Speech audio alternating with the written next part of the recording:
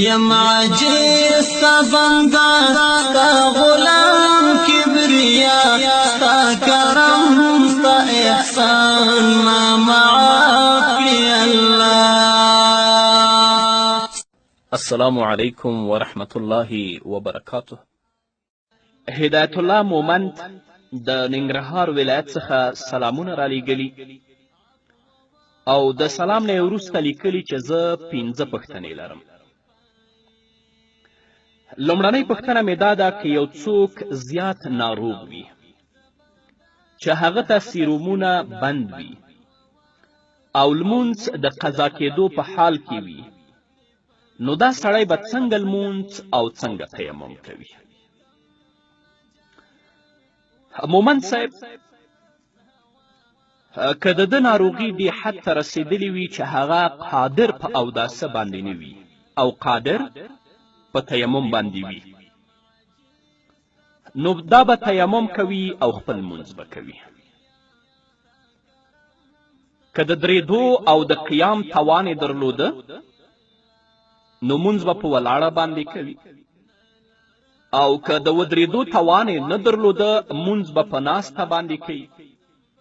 بیا کم لمونځ چې دا په ناسته باندې کوي، که توان د رکوع او د سجدې درلوده، رکوع او سجده دې کوي،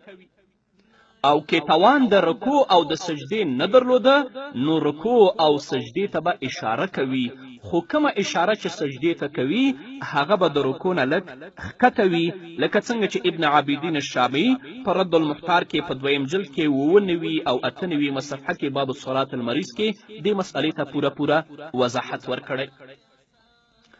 که داسې وي چې یو سړی په اوداسه باندې هم قادر دی او په لمانځه باندې هم په تیمم باندې هم قادر دی، خو هلته لمونځ د قضا کېدو په حالت کې دی، وی نه شو کړی چې اودس وکړي یا تیمم وکړي خو لمونځ وکړي، نو مونځ چې کله قضا شه د قضا کېدو نه دې وروسته د هغه لمانځه قضایي راوګرځوي. هدف مې دا دی که یو سړی په اوداسه قادره دی خو هلته لمونځ د قضا کېدو په حالت کې دی، دا وایي چې تر څو زه اودس کوم نو لمونځ زما نه قضا کېږي، راځه تیمم به وکړم، لمونځ به وکړم چې قضا نه شي. تیمم ورته جایز نه دی، لمونځ دې قضا شي، د قضا نه دې وروسته اودس وکړي، د هماغه لمانځه قضایي دې راوړي. او که داسې وي چې د چا عذر او د چا مریضي دې حد ته رسېدلي وي چې هغه په تیمم باندې هم قدرت ونه لري، نو فقهاو لیکلي دي چې په دغه وخت کې دا بې اودسه لمونځ وکړي او بیا راګرځول یې هم واجب نه دي. علامه حسکفي په در مختار کې په لومړني جلد کې 115 صفحه کې باب التیمم کې لیکلي دي: والمحصور فاقد أي الماء والتراب وكذا العاجز عنهما. یو سړی بند دی یو ځای، نه په اوداسه توان لري او نه د تیمم توان لري، یا داسې مریض دی چې هغه نه په اوداسه باندې توان لري او نه په تیمم باندې توان لري، يؤخرها عنده وقال يتشبه بالمصلين وجوبا. ځینې علما په دې اند دي چې لمونځ به پرېږدي، خو صاحبین وایي نه، چې دا به تشبه کوي مصلینو سره، او په دې باندې فتوا هم ده او د امام ابو حنیفه رحمه الله رجوع هم د صاحبینو قول ته ثابته ده. همدارنګه که یو سړی مقطوع الیدین وي، یعنی لاسونه یې دواړه پرې کړي یا یې دواړه پښې پرې کړي، یا د هغه په مخ کې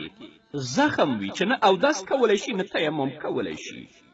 نو علامه حسکفي په در مختار کې لیکي چې یصلي بغیر طهارة ولا تیمم ولا یعید علی الاصح، دا به لمونځ کوي بغیر د اوداسه و بغیر د تیمم، او په صحیح قول کې د همدغه مانځه راګرځول بیا هم په ده باندې نشته. او چې کله په قیام رکوع او سجدې باندې هم قادر نه وي نو داسې سړی به بیا په اشارې سره لمونځ کوي او د اشارې کیفیت به دا وي چې دا به په کټ کې څملي پښې به د قبلې خواته غځوي او شاته به یو څوک کینی یا به د سر لاندې بالښت یا بل شی ږدي تر څو چې سر یې لږ پورته وي او اشاره وکړی شي او که چیرته په دې باندې هم قادر نه وي نو چې څنګه ورته ممکن وي په هغه کیفیت د اشاره کوي او لمونځ دې کوي نو په دې هیله چې تا د خپلې پوښتنې ځواب ترلاسه کړی وي